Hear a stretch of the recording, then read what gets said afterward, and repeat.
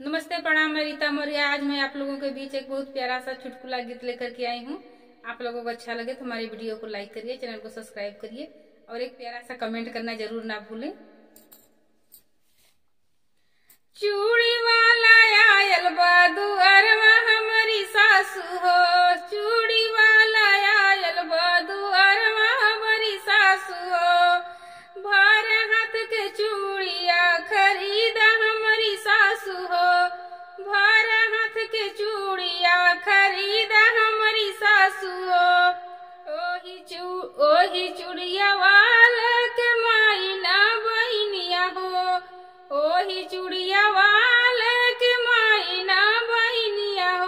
छोट की ननदिया दे न दे तू हमारी सासू हो, छोट की ननदिया दे न दे तू हमारी सासू हो। चूड़ी वाला आयल बा दुअरवा हमारी सासू हो, चूड़ी वाला आयल बा दुअरवा हमारी सासू हो। भर हाथ के चूड़िया खरीदा हमारी सासू हो, भर हाथ के चूड़िया खरीदा हमारी सासू हो। ओही चूड़िया वाले के घर ना दुअरवा हो, ओही चूड़िया वाले के घर ना दुअरवा हो। छोट की कोठरिया दे न दे तू हमारी सासू हो, छोट की कोठरिया दे न दे तू हमारी सासू हो।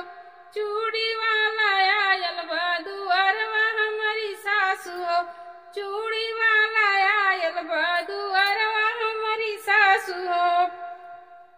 ओही चूड़िया वाले के गैया ना भैंसिया हो, ओही चूड़िया वाले के गैया ना भैंसिया हो।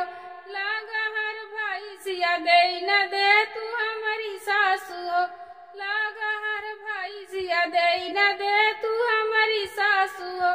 चूड़ी वाला आयल बा दुअरवा हमारी सासू हो, चूड़ी वाला आयल बा दुअरवा हमारी सासू हो।